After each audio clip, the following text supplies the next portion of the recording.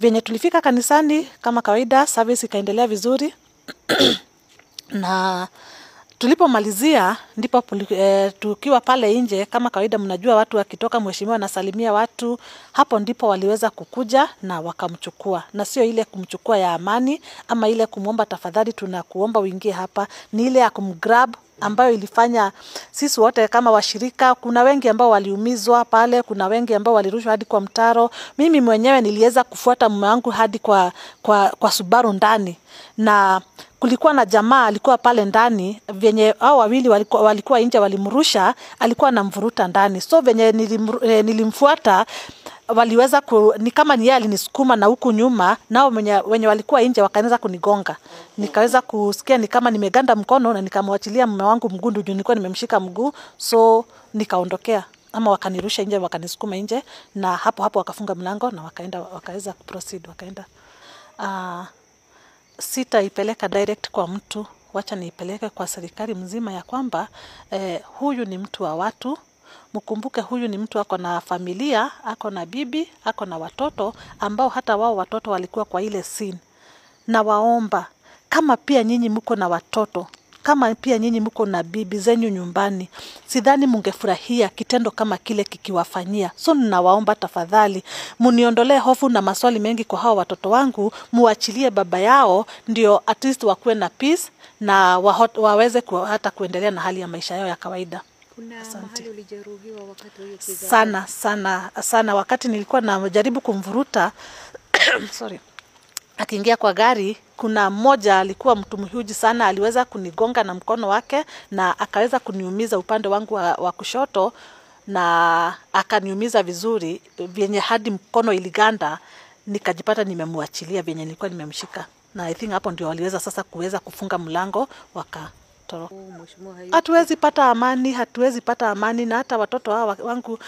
Kwanza kuna mmoja alikuwa hapo saizi haongei, kazi ni kulia tu, na kuna kijana mdogo ambaye akiona kila mtu anauliza tu, wamekuja kushika baba yangu tena. So aliona, so hawana amani hata kidogo wa watoto. So you can imagine tena kesho waende shuleni wapate tena ile story ikiongelelewa. Na waomba serikali muangalie hadi hao watoto wetu, ni kwa sababu mnatocha baba yao, pia watoto pia mnawatocha juu. Hata kama sio ile wao wenyewe mnawatocha, lakini kwa mind zao hiyo ni tocha ambayo imezidi kiwango chao. Kwa mfano walipomchukua from Friday hadi gari hatujui iliko, walichukua simu, ilienda miezi 2 imeisha. Sasa tunashangaa, wamechukua simu, wamechukua gari, sasa wamechukua mheshimiwa, next ni nani?